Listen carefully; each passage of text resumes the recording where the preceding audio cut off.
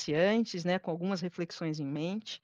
Lembrando a você que está aqui conosco, né, nosso chat está aberto para perguntas e manifestações, interaja com a gente, deixe a sua pergunta que a produção gentilmente vai repassar aqui e eu as repassarei ao Murilo.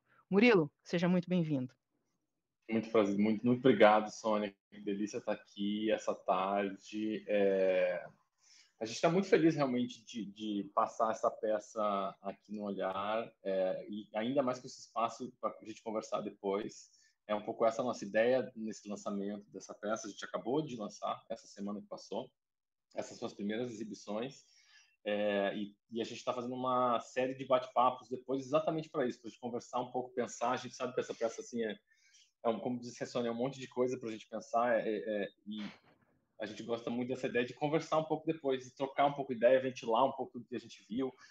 Hoje a gente vai falar especificamente mais sobre adaptação, né, Sônia? Mas ao mesmo tempo é um processo muito coletivo, esse tem muita área misturada, acho que é legal a gente dar essa bagunçada no papo também, né? Deixar invadir outros assuntos chegarem aí. Mas eu queria, então, em primeiro lugar, agradecer muito Olhar pelo convite, agradecer muito o Instituto Paradiso, que começou esse link todo, né, que toparam também essa proposta doida nossa de passar uma peça-filme no seminário, sabe? Também já era totalmente fora o legal do negociante é que ela não se encaixa em lugar nenhum. Isso que é legal, ela se encaixa em todos e nenhum lugar. Então, assim, eu acho muito legal a gente estar aqui hoje fazer isso. Então, agradecer todo mundo e agradecer especialmente a equipe inteira, porque foi um processo muito lindo. A gente sabe quão doido foi a gente chegar até aqui. Então, eu queria mandar um beijo para todo mundo, quem está vendo e quem não está, mas realmente, de coração, agradecer a todos que fizeram a peça. A gente está muito feliz de estar aqui de novo, Sônia. Obrigado. Que legal, que legal, que legal. Bacana. A gente também está muito feliz. É uma experiência muito especial poder assistir os negociantes. E eu, por exemplo, não conhecia o texto, né, do Joel Pomerá, e queria pedir para você já começar por aí, Murilo. Conta para a gente como é que esse texto chegou até você, quem é o Pomerá, né? Ele é francês, ele é um dramaturgo contemporâneo. Contar um pouquinho para a gente quem é o Pomerá e como o texto chegou até você. Perfeito. Bom, o Pomerá é um dramaturgo contemporâneo muito importante. Ele é diretor, né, dramaturgo. Ele escreve os textos que ele dirige, né, e ele escreve, em geral, textos que são criações coletivas. Ele tem uma companhia de teatro, uma companhia de atores, com os quais ele ensaia e ele escreve os textos, ensaia e escreve também um pouco para esses atores, né? Então, o processo de adaptação do Pomerá sempre começa já com muitas questões, porque você já parte de um lugar muito diferente do qual ele partiu, né? Então, por mais que ele tenha um conceito e tenha um texto de partida, o espetáculo toma forma no palco. Na própria introdução da publicação desse texto dos negociantes, ele fala: esse texto que vocês vão ler é 50% do espetáculo. O outro 50% é o que acontece no palco. Então, isso é muito legal, porque na introdução do texto ele já te dá uma espécie de carta branca para adaptar. Ou eu gostei de ler assim, partindo do princípio que aquilo já não é tudo, entende? Esse texto já não é o espetáculo inteiro. Ele é uma metade. Então, a nossa adaptação é um pouco achar um pedaço do pedaço, né? Não existe um todo, né? O todo existe só no palco, só quando ele montou no palco com os atores dele, da concepção dele, né? Mas como esse texto é fascinante, a gente, obviamente, encontrou milhões de entradas e conexões com o texto que dispararam um novo processo, na verdade, que é um pouco independente do processo dele, quase.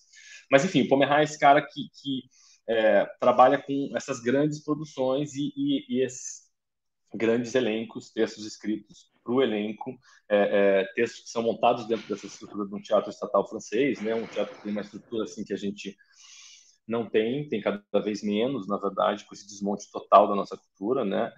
Então, é um cenário bastante diferente, sabe? É um diretor muito estabelecido, que tem uma continuidade de trabalho. Então, esses temas também que ele traz na peça Negociante são temas que permeiam a obra dele. Né? O tema, obviamente, do trabalho em primeiro lugar, mas esse reflexo dessas mulheres, essa assembleia que se une, a relação da política, do trabalho, esses temas todos fazem parte do universo Pomerá. Então, o Negociantes é um pouco como se fosse um microcosmos desse grande universo do Pomerá. A peça chegou para mim através da Renata Hardy, que é uma das atrizes e que é quem sonhou esse projeto primeiro, né? Ela me mandou isso. A gente já tinha trabalhado juntos, a gente fez uma peça juntos alguns anos, que chamava A Humanidade, que é a partir de um texto de um dramaturgo norte-americano, que chama Will Eno. Que foi um processo muito legal, foi uma peça incrível, a gente viajou, foi uma delícia realmente fazer aquela peça, e a gente sempre ficou, né, em contato, assim, procurando um projeto. A Renata me mandou o texto do Negociantes, e eu li e fiquei muito impactado, realmente, fiquei muito impactado, fiquei com muitas perguntas, né, terminei de ler e falar, gente, não entendi nada, assim, né, não entendi nada, mas eu fiquei muito mexido e muito emocionado, realmente, especialmente com aquele coração ali do tema e do texto, que é sobre o trabalho, né? Sobre o trabalho, o nosso tempo, a nossa vida, né? Se priva um homem de trabalhar, se priva ele de respirar. Então, isso antes da pandemia, né? Eu li isso lá atrás. E daí, a ideia era, originalmente, da Rei, era montar como o Pomerave é montado. Ou seja, o texto original é para uma voz e 8 atores. Então, não existem essa quebra em duas vozes, não existe no texto original. Mas, quando eu, não sei, enfim, aí é difícil dizer, né? Mas quando eu li o texto, eu fiquei muito pensando nisso, em como tinha sempre essa outra, né? Tem essa outra amiga, tem essa outra voz, tem essa outra pessoa que parece com aquela, tem aquela outra pessoa que é o tio daquela que namora. Enfim, existe um universo gigante ali de pessoas, e de alguma maneira essas duas personalidades que se contradizem, que se sobrepõem, que então eu propus para a vamos tentar fazer uma leitura com duas vozes, e que tal convidar a grande atriz e grande amiga também. Eu já tinha trabalhado com ela em outro espetáculo, em outra configuração totalmente. E a Rê ficou surpresa, falou, vamos testar, lógico, vamos ler. Eu falei, cara, não sei se vai funcionar ou não, mas vamos ler. Daí o Heitor Lorega e eu fizemos uma primeira divisão de vozes para a gente experimentar com elas. A gente se encontrou para ler com duas vozes e alguma coisa aconteceu. A gente falou, nossa, tem alguma coisa aí. Ouvir isso em duas vozes que abriu um outro prisma novo assim no texto. A gente, de repente, começou a vir milhões de reflexos. E a gente decidiu investigar esse caminho. Bom, veio a pandemia, tudo parou e a gente começou, de fato, a ensaiar meses depois por Zoom. Por Zoom? E esse processo foi por Zoom. A gente ensaiou só por Zoom, né? A gente ensaiou por muitos meses no Zoom, com uma em cada câmera, né? Então a gente desligava a nossa câmera e ficava vendo Claudinha e Rê lendo esse texto. Então a gente foi adaptando e ensaiando ao mesmo tempo, entende? Então a gente falava, vamos pegar essa primeira parte hoje, escrever uma versão nova. Então o Heitor e eu montávamos uma nova versão dos primeiros 10 minutos, digamos, e a gente fazia ensaios ali e falava, não funcionou, isso não encaixa, isso aqui não faz sentido, a gente não entende isso aqui ainda, porque a gente não falou da amiga ainda. Enfim, a gente foi daí juntando os pontos e avançando bloco a bloco. Mas ele foi feito inteiro no Zoom, o processo, inteiro. Até a gente se encontrar para filmar, a gente não se encontrou nenhuma vez, nenhum de nós daqui. E a peça já nasceu com a vocação de ser peça-filme, não foi durante o processo pandêmico e... Não, foi durante o processo, não nasceu. Isso que ela começou para ser uma peça no palco, né? Originalmente era pro palco, não tinha nada de Zoom. Quando a pandemia começou, a gente começou a ensaiar pelo Zoom, primeiro para se manter em contato e manter a peça viva, porque, enfim, aquele momento da pandemia, vocês lembram bem, no começo estava todo mundo muito angustiado, Claudinha e Renata, atrizes, sabe, estavam trancadas em casa, sem poder trabalhar realmente. Então esse ensaio era de uma maneira nossa também de resistir, a gente continuar ensaiando e procurando alguma coisa, né? Continuar em processo. E aos poucos a gente foi percebendo que funcionava, que estranhamente funcionava. Foi uma surpresa, assim, ele nunca tinha pensado em fazer. E quando as coisas foram andando e realmente a gente percebeu que a gente não ia conseguir fazer a peça no palco tão cedo, daí sim a gente decidiu filmar. E daí sim a gente começou esse processo de produção do que virou a peça filme. Mas teve uma virada lá no meio, sabe? Não foi que a gente largou sabendo para onde a gente estava indo. Legal, bacana. Então foi um processo bem livre mesmo de experimentar as possibilidades, né? Descoberta, exatamente. De descoberta mesmo. E aí nesse processo, Murilo, como é que vocês pensaram aí as etapas de produção, né? Porque cinema você tem ali pré-produção, produção. Queria que você contasse um pouquinho do backstage da produção em si da peça filme. Super. Foi loucura, principalmente por causa dessa, como você falou, né, uma limitação, porque é uma estrutura muito diferente de produção quando você fala vamos fazer um filme, né? Quando a gente fala vamos fazer uma peça. No nosso caso especificamente, a gente teve uma uma sorte, de uma certa maneira, que o Diego Marchioro, que é o nosso produtor, é alguém que também transita entre audiovisual e cinema, e teatro, entende? Também tem experiência em audiovisual e em teatro. Então, esse pulo não foi tão assustador quanto poderia ser, sabe? A gente falou, não, tudo bem, a gente sabe mais ou menos o que a gente vai precisar para... Porque, na verdade, a gente produziu os dois, né? A gente estava conversando um pouco, Sônia e eu antes, mas a ideia de que a gente ensaiou muito por Zoom, daí a gente se encontrou, ensaiou mais ao vivo e filmou durante 3 ou 4 dias. E esse registro que vocês viram agora é quase que integralmente filmado no último dia. Então, é quase como se a gente tivesse chegado na estreia, entende? A gente tinha uma estrutura de estreia. Tinha um palco, tinha um camarim, tinha, sabe? A gente estava com um clima realmente de estreia, só que sem público. Né? O nosso público era exatamente a câmera da Luísa Dalé, a diretora de fotografia, que chegou para registrar, que é uma diretora de fotografia que vem do documentário, não só do documentário, mas que tem bastante experiência no documentário, e que chega para registrar essa performance que a gente tinha feito. Então, é como se de maneira feita a nossa performance e ela vindo filmá-la, né? Mais do que a gente fazê-la para a câmera. Não é que ela foi feita para a câmera, mas eu quero dizer, a energia era de como se a gente estivesse realmente numa estreia e a câmera chegasse para registrar.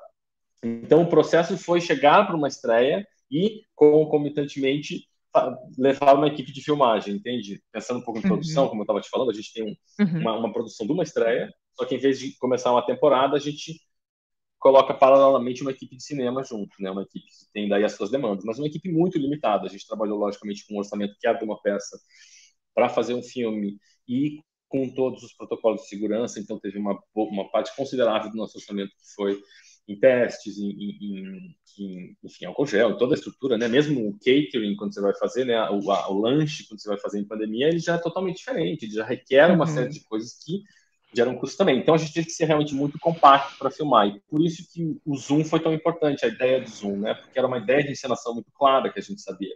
A gente não saiu experimentando com a câmera, a gente sabia que a peça era isso. Então, foi muito concentrado. A gente tinha que limpar tudo para poder deixá-las fazerem a performance, porque é sobre isso, é sobre vê-las, né? Sobre vê-las fazendo. Então, quanto mais a gente saísse do caminho e mais deixasse elas se enquadrarem, elas darem o ritmo, elas uma alimentando a outra, mais a gente chegaria perto da performance, mais a gente chegaria perto dessa ideia de híbrido, né? Que é uma performance ao mesmo tempo que é um filme, ao mesmo tempo que é uma peça filmada, né? Então, sempre com elas no centro, elas e o texto, né? As atrizes e o texto sempre no centro das decisões, né? Mais do que decisões que a gente podia ter de direção que não tivessem relacionadas a isso, a gente estava sempre sendo guiado por esses dois pilares. Exato, Murilo, perfeito. Quando a gente assiste a peça, né, e assim, um dos aspectos que a gente entende na produção cinematográfica e que cabe ao diretor, é uma das primeiras coisas que você escuta, é o diretor que tem que dizer onde é que coloca a câmera, qual é o recorte, né, qual é o enquadramento que é preciso ser feito. E a gente percebe ao assistir os negociantes que essa determinação está na mão das atrizes, né? Né, essa composição cênica. Eu queria que você falasse um pouquinho desse processo, como é que foi, como é que vocês chegaram nesse ponto, como é que foi teu papel como diretor? Super, eu acho muito legal, isso é uma das coisas que mais me emociona vendo, assim, de uma certa maneira, sabe? Esse controle total que elas têm do próprio enquadramento, do próprio tempo, né? Não tem ninguém ali mexendo a luz, cortando, subindo, indo e voltando. Elas estão, né? Elas fazem o seu close, elas fazem o seu plano geral, saem de quadro, voltam, né? Essa sensação de que quem conduz o nosso olhar são as atrizes e não a câmera, né? Pelo menos isso nessa primeira metade do espetáculo, até a gente ir, obviamente, para o bar, em que isso é quebrado, e a gente volta para essa gramática. Mas eu acho que isso aproxima a nossa experiência de quem assiste mais da experiência de quem está no palco, entende? O olhar editorial também é algo da experiência do palco, né? Você escolher para onde você está olhando no teatro, né? Aquele palco é do mesmo tamanho para todos, lógico, é um lugar diferente, mas você quer olhar. O cinema te conduz o tempo inteiro, né? Olha aqui, olha. Não, obviamente a gente tem muitos cinemas, né? Que bom. Mas o cinema mais narrativo é um cinema que nos conduz completamente. O nosso olhar é o tempo inteiro guiado. Então aqui a gente tem uma estrutura que primeiro tem duas telas, ou seja, você já tem que escolher se você vai olhar para uma ou para outra. E dentro dessas telas ainda tem todo esse universo que cada uma conduz, né? No seu Uhum. tempo, na sua marcação, no seu... Então, eu acho que isso faz com que a gente seja convidado a participar ativamente da experiência de assistir o Negociantes, né? Não necessariamente é uma experiência passiva, é uma experiência ativa, porque o texto é assim. A dramaturgia que o Pomerá propõe é uma dramaturgia ativa no sentido que ela não vai te dar respostas, ela não vai encaixar tudo no final, ela não vai ter o grande... né? As coisas são deslocadas, são distorcidas, as coisas todas através do filtro da memória, que ainda as distorce mais ainda. Então, ela é uma dramaturgia que convida ativamente o espectador a participar. E por isso que eu acho que é importante isso que a gente tem feito, sabe? De passar a peça e conversar. Porque é uma Sim. peça, na minha opinião, que dá vontade de conversar, entendeu? Seria legal eu ir ao teatro, depois a gente sair, tomar uma cerveja, sair jantar e, porra, mas o que foi aquela hora, sabe? Ela te dá uma angústia também que você quer compartilhar, né? É fundamental a conversa. E a gente, como a gente estava conversando antes, você filmar a peça e passar a peça, né? E o teatro, como eu conheço, o teatro é tempo presente, é a experiência presente, né? A gente sabe que uma peça, toda vez que ela é reencenada, ela é uma peça diferente, né? Ela é diferente. Totalmente. Mas a experiência, né, que eu tive na quinta-feira de assistir a peça e depois ficar para o bate-papo e escutar a Renata, escutar as atrizes, me trouxe para o tempo presente, me trouxe uma outra Com experiência, né? certeza. Que é fundamental, assim. E tá Com nessa certeza. borrando essa experiência entre o filme e a peça, né? Entre o teatro e o Exato. filme. São experiências muito A interessantes. gente ficou muito tempo pensando nesse formato, sabe? Durante o tempo a gente pensou, será que a gente faz um híbrido, né? Por exemplo, a gente faz ao vivo essa primeira parte, daí quando vai para o bar corta para um vídeo, depois a gente volta para o ao vivo. Foi uma possibilidade um tempo. Uma época, quando a gente achou que a gente não poderia nem se encontrar para filmar, a gente falou, bom, vamos fazer então um Zoom, uma em cada casa, e tudo bem. Uhum, Não vão se uhum, encontrar nunca, não uhum, vai ter, mas vai ser essa versão. Então a gente foi sendo um pouco conduzido pelos nossos tempos, entende? As decisões foram uhum. sendo tomadas quando a gente percebeu que talvez tivesse uma brecha ali para filmar e que a gente conseguia encontrar todos, que a gente conseguia ter segurança para filmar, que ela acabou virando o que ela virou, mas ela poderia ser outras coisas, né? Dependendo de quando a gente fizesse, esse real influenciaria totalmente o formato da peça, né? A forma realmente dela, de que forma ela se daria. Certo. Mas a ideia de Eu, bate-papo é isso, é de trazer para o presente, exatamente, da gente perfeito, ter essa perfeito. troca, da gente estar lá, entendeu? Nós estamos lá, Uhum, todos estamos lá, a gente está vendo a peça, a gente vai conversar sobre, não é uma coisa que é um link que a gente já foi embora, a gente continua aqui, é como se estivesse na uhum. coxia, esperando terminar já a peça para trocar uma ideia. Perfeito, perfeito. E você tem a experiência de público é muito boa também, né? É diferente, assim, a experiência do teatro está contemplada, né? Não que fisicamente ali, Sim. mas a experiência do pós-peça está contemplada. Vendo, né, Murilo, também, assim, comecei a assistir a primeira vez e eu vi Bergman, assim, me veio Persona imediatamente. E aí, quando a gente tem a fusão, né, das faces, né, estava explícito. Isso estava no texto, foi você, Murilo, o diretor, que trouxe? Como é que Bergman chegou? Eu tô viajando, não tem Bergman. Não, não está viajando coisa nenhuma, não, muito pelo contrário. A gente, na verdade, eu não diria que tem Bergman no texto, acho que não, até porque o texto não são nem duas vozes, né? O texto Uhum. é uma voz só, Uma então assim, voz. nem tem esse. Logicamente que tem tudo isso que tem na peça, né? A ideia da amiga que tem amiga, que não sei o que parece com a amiga, que é parecida com a mãe, isso tudo, obviamente, está no texto. Mas a gente não tem essas duas vozes.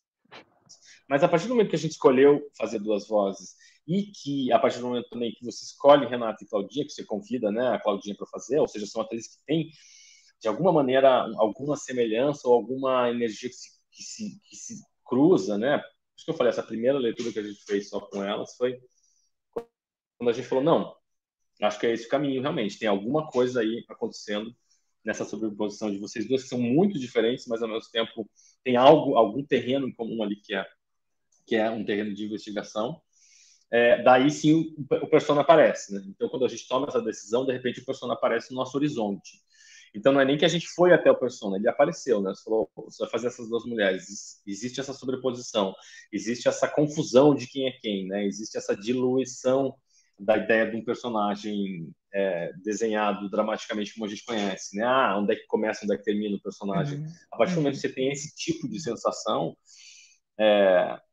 e com o palco, né? Quando a gente começa a pensar que a gente tem palco também, que a gente começa a falar sobre fazer teatro, quando a gente Sim. começa a falar que os negociantes também somos nós, fazedores de teatro, ou de arte, ou cinema, como quiser, como a gente quiser, de pensamento, enfim, fazedores, né, quando a gente começa a pensar nesse eixo também, o Bergman aparece mais ainda, né? Porque o Bergman é um diretor de teatro antes de ser um diretor de cinema, né? Antes, não quero nem dizer de melhor ou pior, mas assim, ele é um cara que vem do teatro, né? A fascinação dele é por Strindberg, né? É um cara que vem de uma tradição de palco, que foi diretor do Teatro Nacional sueco, que trabalhava com os atores no cinema, com atores com os quais ele trabalhava no teatro, um cara que leva a câmera para o teatro muitas vezes, né? A gente está lembrando o próprio Flauta Mágica dele, que no intervalo da Flauta Mágica, a câmera vai para o camarim e né, a Rainha da Noite fumando cigarro, as pessoas sabem esse mundo do backstage, do qual o Bergman é muito fã. Então, quando a gente faz isso, também mais uma vez ele aparece.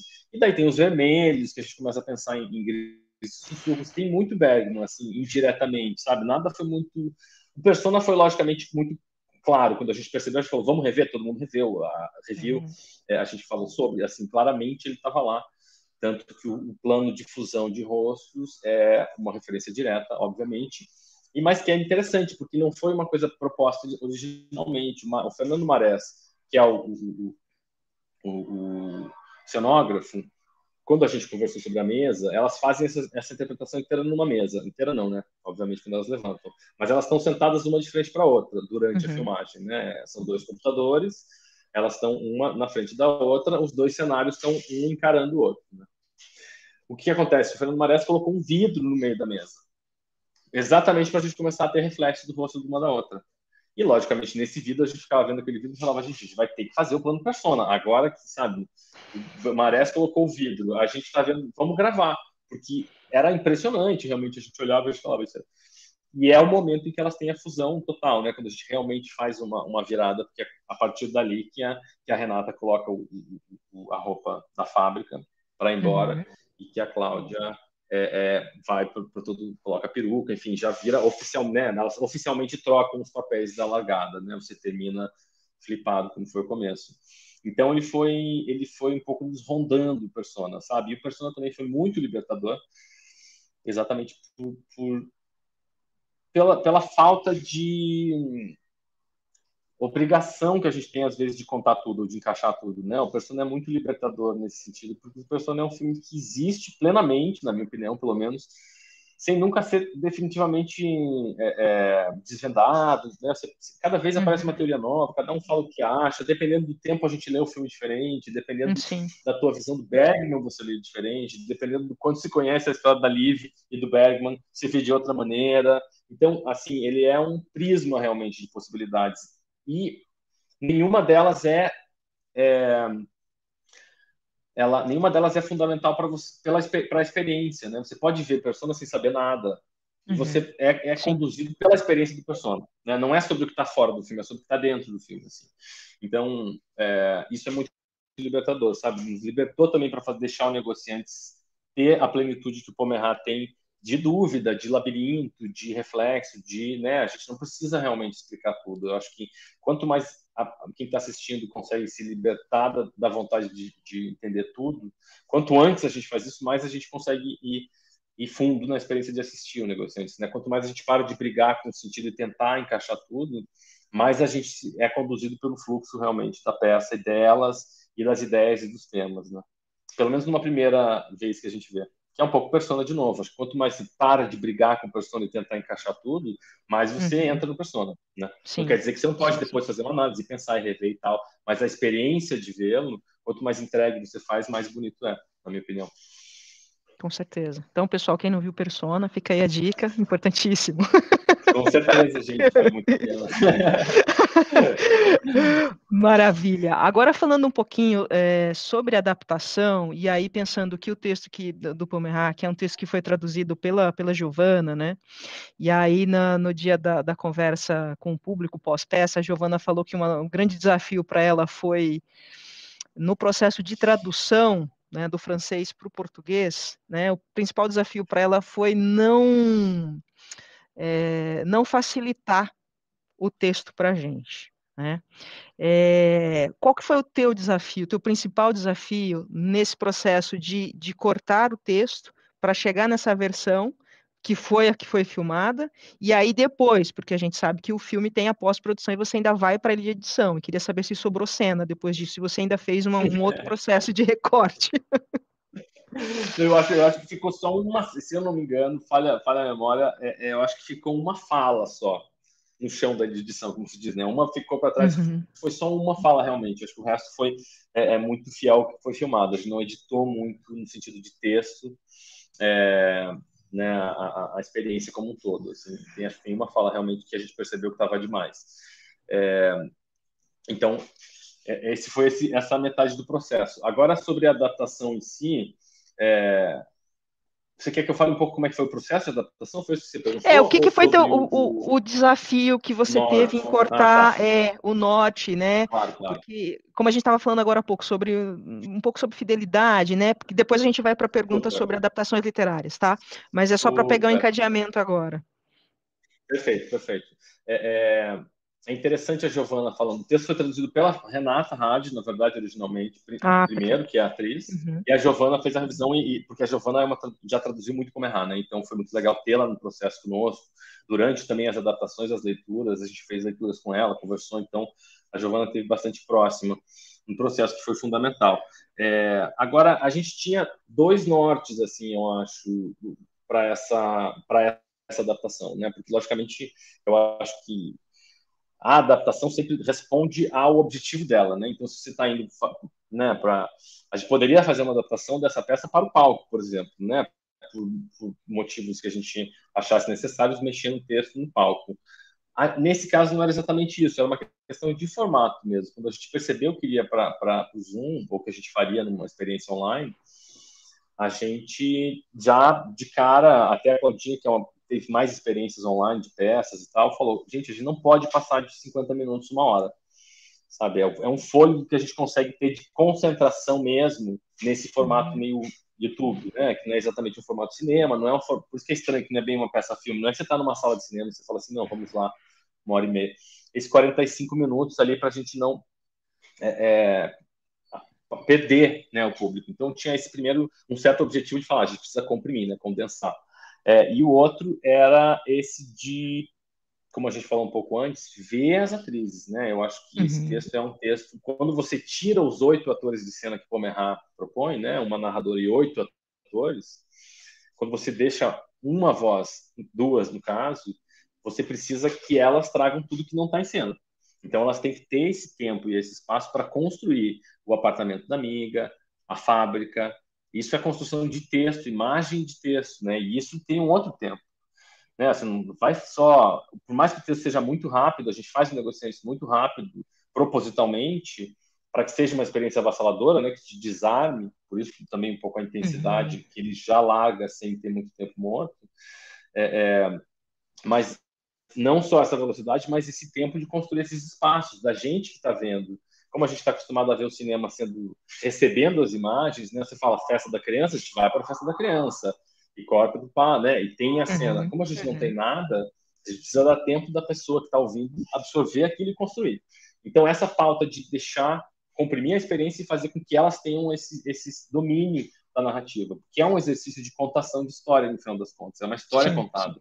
É uma história que já aconteceu, que está sendo contada e revivida até certo ponto. Mas é uma história sendo contada, simplesmente. E eu acho que isso é o mais fascinante. Foi o que a gente falou logo no começo, porque a Rê falou, mas é tão bonito também no palco. Obviamente, a montagem do Pomerá, eu só vi ela filmada, mas é linda, porque você tem a fábrica, você tem a festa, você tem. E uma coisa que ele faz interessantíssima, eu acho que a Giovana talvez falou aquele dia, é essas semelhanças também que ele fala, o tio que é parecido com o pai, que é parecido com. Uhum. É porque são os mesmos atores que fazem. Uhum. Né? Os atores dobram papéis, os atores fazem vários papéis. Então ele usa isso a favor. Que loucura, né? É um pouco sobre isso que ele está falando.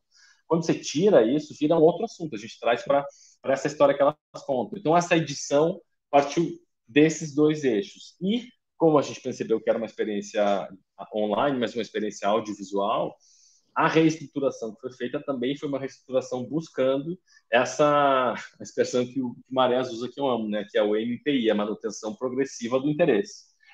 É uma espécie de fórmula que o Fernando Marés usa para um raciocínio de palco, de cena, principalmente, né? Mas a gente também na dramaturgia, esse motor narrativo que traz novas informações ou reviravoltas o tempo inteiro, né? Então você nunca está, o texto nunca para de se mexer, né? Sempre chega o filho mais velho, a fábrica explode, né? Explode na fábrica, a fábrica fecha, joga o filho do 21º andar, a fábrica reabre. Tem uma certa ordem de acontecimentos que na peça é bem mais confusa, exatamente porque a peça acontece em outro espaço, né? Então a gente de alguma maneira reenquadrou isso sem perder a complexidade, como a gente estava falando, né? Sem limpar tudo e fazer uma história simples de A a B, né? Ela continua sendo misteriosa, ela continua sendo obscura, ela continua cheia de becos sem saída, mas ela tem uma progressão que faz com que a nossa conexão seja renovada, né? Essa manutenção progressiva do interesse. Então, é um pouco por aí. Não sei se eu respondi exatamente, Sônia, mas é um pouco esses os eixos da adaptação. Não, respondeu sim. E aí, Murilo, tem um aspecto, né, que eu te perguntei anteriormente, que é a tua primeira peça híbrida, né, peça filme, mas eu queria que você contasse um pouquinho do teu processo ao longo da vida, né, atuando no teatro, que foi construindo esse processo até você chegar nos negociantes. No negociante. Super. Não, é doida essa pergunta, né? A primeira peça filme. Super, né? Porque também quem fez peça filme assim é uma coisa que eu tenho uma outra grande amiga, diretora de teatro, a Marta Kisperroni, que é uma diretora muito amiga, muito próxima, que estava num processo muito parecido ao mesmo tempo. Ela também tem um projeto lindo que ela está fazendo aqui na Casa do Povo em São Paulo, e que eles ensaiaram, e daí a pandemia veio, não sabia o que fazer, resolveram também filmar. Então a gente estava meio que ao mesmo tempo numa terra desconhecida, assim. E a Marta falou uma coisa muito bonita, que é como se o cinema tivesse, de uma certa forma, se exilado no teatro, né? E o teatro tivesse se exilado no cinema, né? Porque o cinema, de repente, não podia mais filmar. Então, ela, aqui em São Paulo, filmou com uma equipe de cinema. Bom, a gente também, né? A gente tinha uma diretora de fotografia de cinema que veio de Brasília, foi a Curitiba filmar. Então, a gente tinha, né, uma assistente de câmera do cinema, o som, as pessoas do cinema estavam, de uma certa maneira, exiladas ali naquele teatro, porque as produções estavam todas paradas. E nós, teoricamente, do teatro, estávamos exilados ali na câmera, né? Exilados nesse formato, que não é também o formato que a gente... então, esse deslocamento, eu acho que quando ele se dá com tanta... Sei lá, a gente teve realmente muita sorte dessa equipe. Ele é muito frutífero, né? Quando ele se dá dessa maneira propositiva, dessa maneira investigativa, né? Quando o cinema chega também aberto a descobrir o teatro, e o teatro também, ninguém está ali com certeza, não é que a gente chegou assim, então é cinema, então assim, plano contra plano, plano geral, entra, não, de maneira nenhuma.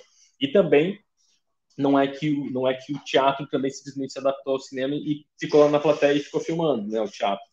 Não, Teatro ele entrou no filmado, palco, né? O cinema não era teatro filmado, exatamente, ele entrou no palco e ele virou um olhar, né, um olhar ativo procurando lá dentro. Ele é mais alguém que está no palco, né? Eu falei isso esses dias também, era muito lindo ver essas cenas sendo filmadas, porque a gente tinha que sair do palco, porque quando a Luísa estava no bar filmando, tudo era campo, né? Então não tinha muito onde se esconder ali no palco.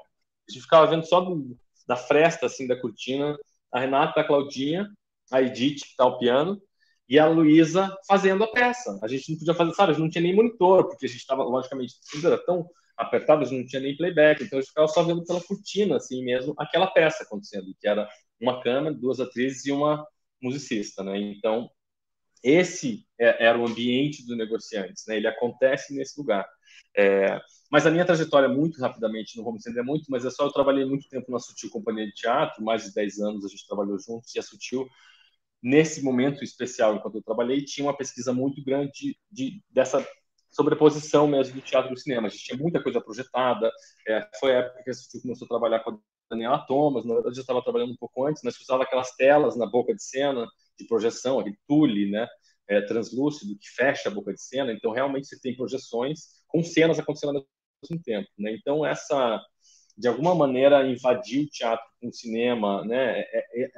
Esse mecanismo é um pouco familiar para mim, mas Isso não quer dizer que eu tivesse preparado para fazer uma peça-filme. Ninguém estava, porque a gente não tinha a menor ideia. A gente se falava e tentava descobrir juntos o que é uma peça-filme, né? O que a gente tinha vontade de ver também. A pergunta era muito voltava para nós todos da equipe, sabe? Por isso que essa coisa do 45 minutos foi uma coisa que realmente todo mundo falou, não, acho que realmente a gente, se a gente conseguir, a gente consegue. Obviamente a gente não ia sacrificar a peça para os 45 minutos, não é que seja um slot de programação.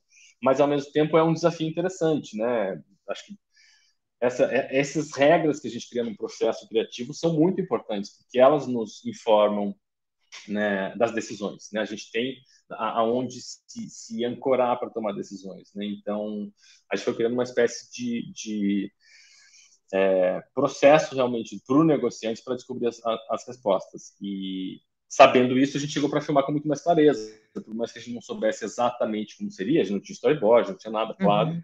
A gente sabia do que a gente estava falando, que eixo era aquele, com quem a gente estava falando. Tem isso também, né? O Zoom devolve essa possibilidade do ator falar diretamente, das atrizes falarem diretamente com quem está ouvindo. Né? Você frontalmente, você vê o Zoom como se elas estivessem contando talvez uma para outra, mas talvez as duas para você está vendo. E eu acho que isso também é do palco, não é que você está vendo uma coisa acontecendo lá longe, ela está aqui, né? O palco vai para frente da boca de cena e fala com a gente, não sempre, lógico, mas esse é uma ferramenta do teatro. Bom, é o tal do quebrar a quarta parede, né? Por acaso que a gente chama assim mesmo no cinema, né? Que é do palco. Exato.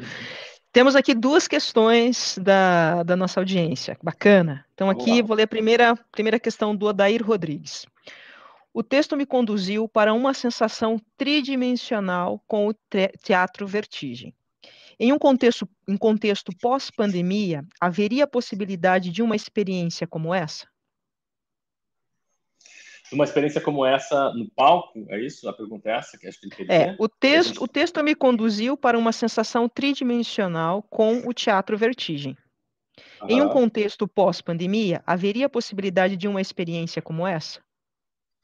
Sim, assim, acho que eu entendi tua pergunta, Odair. Desculpa se eu não entendi, por favor, complemente ali que eu volto. Mas eu acho que se a pergunta é se existe um contexto para a gente fazer essa experiência não online, né, ou seja, levá-la realmente para o palco ou para algum espaço que seja, a resposta é super sim, assim, a gente quer muito fazer, a ideia é que a gente faça.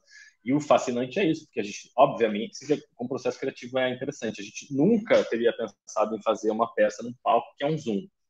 Eu não estou dizendo que agora vai ser, mas essa é a nossa ponto de partida, entende? A ideia é reproduzir essa experiência agora no palco. Esse é o processo, né? Um informa o próximo, né? Não é que a gente passou por esse processo, agora a gente volta, o texto começa de novo. Não, isso tudo que aconteceu, de fato aconteceu. E agora a gente parte daqui. Talvez o texto aumente um pouco, porque, logicamente, os tempos talvez mudem no palco, mas a ideia é manter essa estrutura de espetáculo, ou seja, duas mulheres no call, que se encontram no palco e que voltam para o call. Essa dinâmica é para se manter. Agora, se a gente vai fazer num palco tradicional, ou se a gente vai fazer num galpão, ou se as pessoas podem andar em volta dessas mulheres enquanto elas fazem isso, ou se as pessoas estão sentadas no bar, a gente não sabe ainda. Essas perguntas a gente vai respondê-las quando a gente chegar lá, mas sem dúvida a ideia é tentar reproduzir de alguma maneira, não reproduzir, não é isso, não é questão de reproduzir, né? Mas levar essa experiência para o palco de volta, devolvê-la ao palco, devolvê-la à experiência ao vivo, né? De que a gente possa fazer isso com o público mesmo. Perfeito. Pergunta do Luiz Pedroso. Primeiro, parabéns. Logo de início, o Murilo me trouxe a clareza para a composição sendo adaptada neste formato, também mais uma consequência da pandemia. Então, também mais uma consequência da pandemia esse formato. Temos aqui uma tendência às adaptações? De que elas se adaptam aos seus tempos, é isso, talvez? Ou que elas se Eu adaptam ao acho tempo da pandemia? que... Não, eu acho que a tendência de mais peças adaptadas. Me pareceu assim, vou reler. Vou reler. Parabéns, logo de início o Murilo me trouxe a clareza para a composição sendo adaptada neste formato e também mais uma consequência da pandemia. Então, o formato, ele se deu em função da pandemia. Temos aqui uma nova tendência às adaptações? Acho que sim, né? Sem dúvida. Eu acho que não é... Se for a tendência em relação a esse formato peça-filme, eu não saberia dizer, realmente não saberia dizer nada, porque, assim, não faço a menor ideia. Não, para você ter uma ideia, a gente sabe, tipo, por isso que eu falei como é legal a gente estar aqui nesse seminário, entendeu? Porque a gente tem essa coisa dessa peça-filme, mas a gente experimentou um formato de temporada online que está dando super certo. Tá sendo super legal. Aliás, convidem todos. A gente vai até o dia 21, terça, quinta, tem mais 2 semanas. Ingresso grátis, é só entrar lá no Simpla, procurar negociantes, retire ingresso para ver junto com a gente. Então é isso, né? É uma experiência pré-gravada. Vocês assistem um ao vivo e na sequência a gente tem bate-papos. Cada dia tem um bate-papo específico de equipe, vai ter figurino ainda, tem trilha, tem só as atrizes, tem som, finalização de som, enfim, tem vários papos ainda, acho que vai ser super legal. Mas eu realmente não saberia o que dizer, assim, eu acho que eu posso falar pessoalmente, né? Eu sinto que certos formatos se desgastaram um pouco durante a pandemia, né? Eu sinto que as pessoas estão um pouco saturadas, assim, de umas experiências audiovisuais que são um pouco,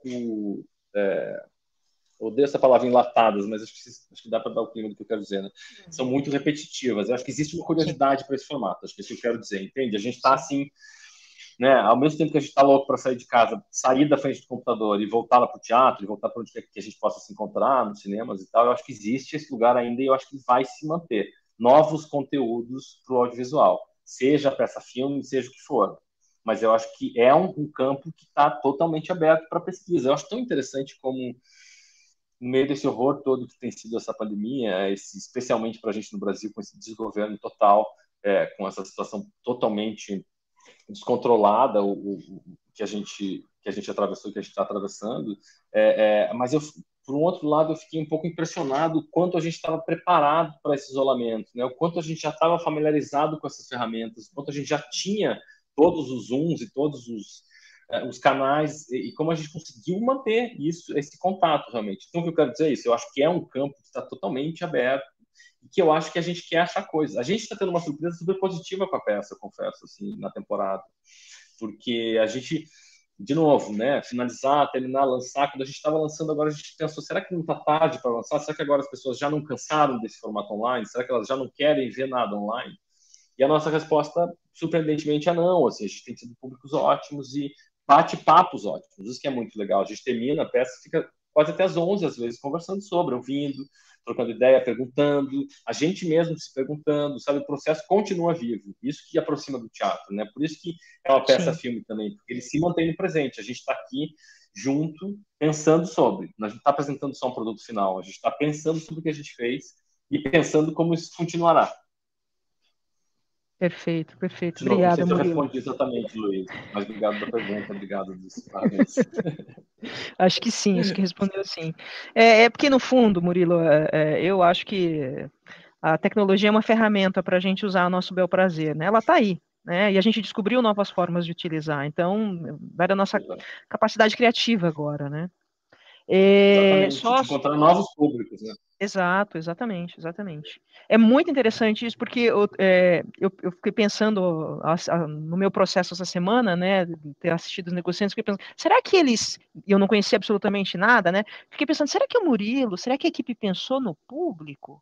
Será que eles, como é que eles entendem, sabe, porque tem muita gente que acha que o artista né, vou fazer e na verdade não, tem toda uma preocupação, né, um cuidado com a fruição do público, enfim.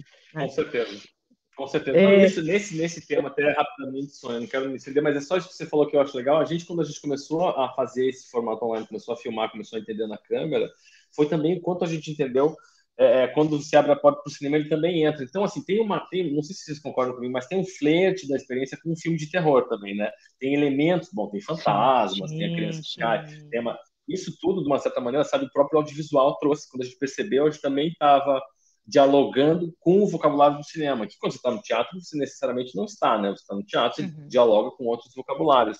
Mas a gente estava falando com personas, sabe? A gente estava falando de uma certa maneira, com Lynch, né? Essas mulheres do David Lynch que também são a mesma, mas não são, que né, esses reflexos desde Mulholland Drive, né? Até Cidade dos Sonhos, ou no próprio Veludo Azul, né? A gente tem a Isabella Rossellini e a Laura Dern, né? São os lados de uma mulher. Sim, sim.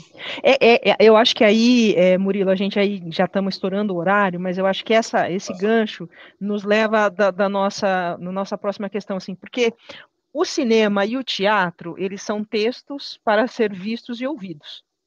Né? Você tem esses códigos, né? Esses códigos semânticos que se conversam. E aí, aproveitando, vou te fazer a última pergunta, então. eu não posso terminar, né, passar por um seminário sobre adaptação literária para os meios audiovisuais, com a experiência que você tem em adaptação literária, sem te fazer uma pergunta, né, com relação à adaptação literária. Você que trabalhou como roteirista na Vida Invisível, com o próprio conto que você do Hemingway que você dirigiu e roteirizou, né? Então, assim, queria que você dissesse para a gente, da tua experiência, quais são os pontos de diferença entre adaptar um texto literário, que é um texto de livro, né, que o produto final é um livro, de um texto que foi feito para o palco, como é o texto de teatro, né? Super. Seria isso.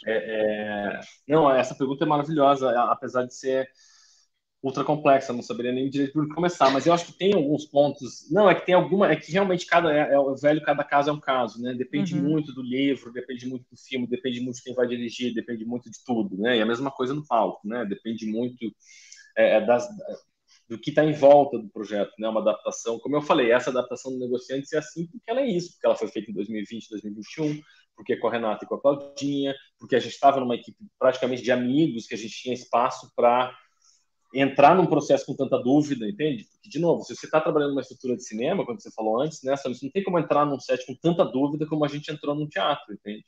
Agora, no teatro, a gente está acostumado a entrar no teatro falando, gente, a gente sabe de algumas coisas, mas várias não, vamos descobrir? Então, deixar isso vir para o cinema é fascinante. Mas eu acho que uma das grandes diferenças, exatamente o ponto que você tocou, Sônia, é que, logicamente, um texto dramático, seja para o palco, seja para a tela, é um texto que já pressupõe que vai acontecer dentro de uma linearidade de tempo, né? Ou seja, ele tem um começo, tem um meio, tem um fim. Assim, sendo muito grosseiramente colocando, mas assim, um texto dramático é isso. Ele tem sobe a cortina e tem desce a cortina no final. E aquilo é a peça. Um livro, logicamente, que ele tem um começo e fim, mas o livro é aquilo que a gente sempre fala. Você pode ler agora um capítulo, você vai esquece o livro, amanhã leva, deixa você ler de novo, de repente, no final de semana, você lê a outra metade, de repente você volta, de repente você cara, não lembro direito, vou voltar a esse último capítulo que eu estava me dormindo ontem à noite. Você lê de novo, e daí você vai. Então, a experiência de ler, ela é pautada unicamente pelo leitor. A experiência no palco e no cinema, ela é pautada ou pelo ator ou pelo diretor, né? No teatro é o diretor, a figura do diretor, que no final, em última instância, diz o que você vai ver e quando. E no palco é o ator, porque por mais que o diretor fale, no palco quem está lá é o ator, né? Então, assim, por mais que tenha tudo isso, se o ator sente naquela noite que ele quer fazer uma pausa maior, ele vai fazer. E lindo, que lindo que é assim, né? Que lindo que é assim, que é vivo. Então, isso já muda completamente, porque a primeira coisa que você vai procurar no material que não é dramático é exatamente isso. Onde está a história? Não no sentido simples assim, a história, mas onde está esse recorte que vai ter uma progressão dramática. Né? Onde é que tem nesse livro inteiro, onde a gente tem as peças dessa progressão? Às vezes você tem só um personagem, às vezes a adaptação você fala, cara, na verdade a gente não vai usar nada do livro, mas esse personagem, com esse discurso interno, dispara uma jornada que não está no livro. Né? Então, o filme contém o livro de uma certa maneira. Né? As adaptações, eu acho que contêm os livros, elas não são os livros. Né? Até porque os livros são os livros, então nunca serão os filmes. Né? A peça é diferente, até porque a peça não é a versão definitiva. Logicamente, você pode filmar quantas vezes você quiser Lolita, ou enfim, o que quer que seja, mas elas estão lá, né? Elas são eternas, as suas versões, né? A gente vai lá e vê a Lolita do Kubrick. No teatro, não, a gente falou disso antes, né, Sônia? Imagina, toda essa obra do Bergman que ele fez no teatro, que a gente nunca vai ver. E mesmo se visse, não ia entender nada, porque isso é eco. Então, assim, sabe, esse lugar de permanência do cinema muda também a tua relação com a adaptação. Entende? Porque a adaptação do palco é uma adaptação que responde àquele tempo. Você vai fazer uma peça que tem 2 meses. Se tiver muita sorte, ela vai viajar. Você vai ficar 2, 3 anos em cartaz. Já é assim um milagre. A partir do dia que você fechou a cortina a última vez, aquela peça desapareceu. Então ela responde àquele tempo, unicamente. No cinema, não. No cinema você fala com o passado, você fala com o presente, você faz uma obra que conversa com outros lugares, né? Então a adaptação parte desse olhar também. Porque, como você falou antes, eu acho fundamental isso que você falou. A gente sempre pensa no público. Eu, pelo menos, sempre penso. Porque o nosso trabalho, nós somos os negociantes, o nosso trabalho é para o público, é para quem compra o ingresso e senta lá, gente, entendeu? Não é que eu vou falar para a pessoa, bom, se não entendeu nada, o problema é teu, vai-te embora. Não, gente, a pessoa saiu de casa, ela entrou no YouTube, ela clicou, ela está assistindo às 4 da tarde, entendeu? É para essas pessoas que a gente faz, né, Sônia? Então, elas mudam de acordo com o formato, entende? Para elas no cinema Uhum.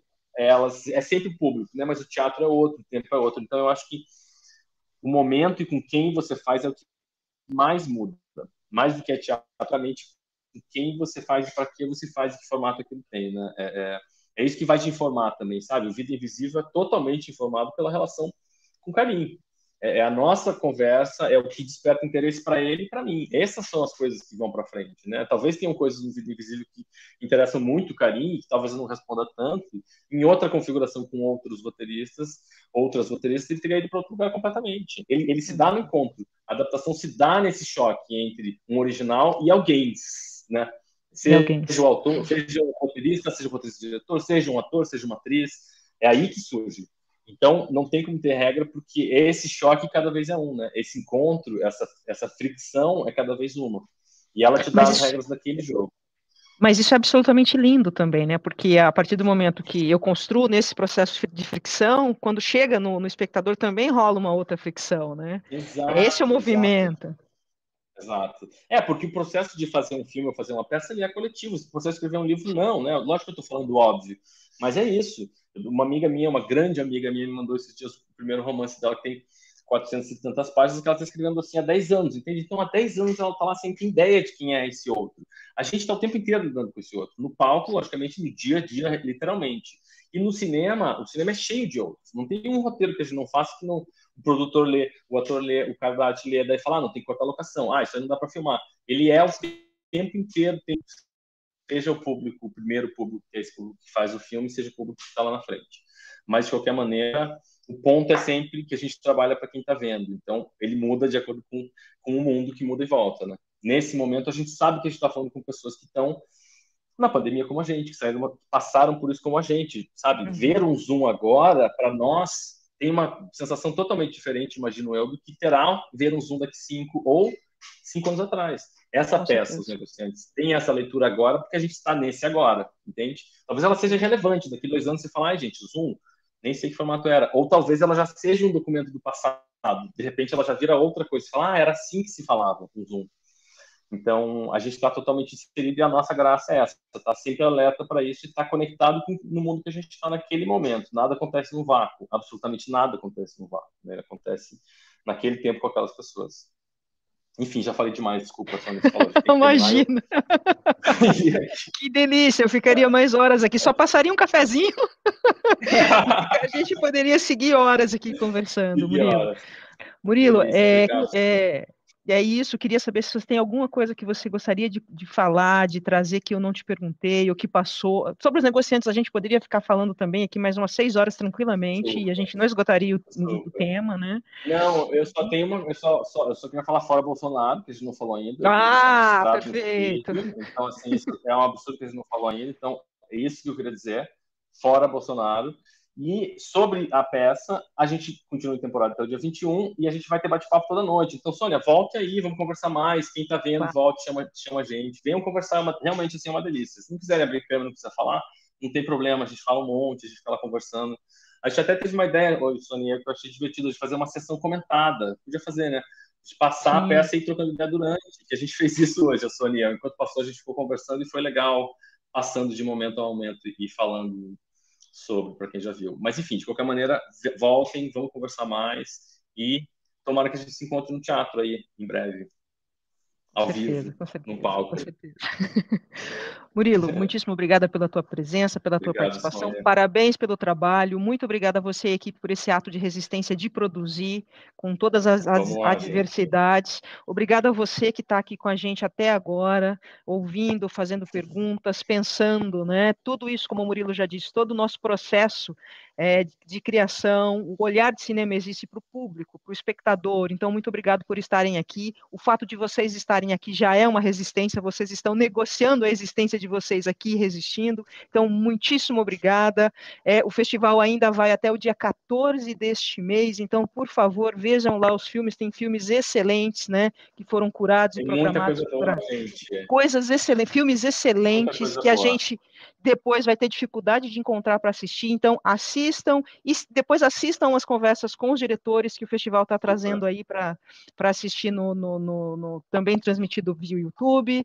É isso, muito obrigada, gente. Bom restinho de domingo para vocês. Obrigado, gente. Vida longa excelente ao olhar. Festival. Vida longa ao olhar, vida longa ao olhar. Tchau, tchau. Tchau, gente. Obrigado. Boa tarde a todas, a todos. Estamos aqui para mais uma conversa. One of the structuring ideas of the film da competição. is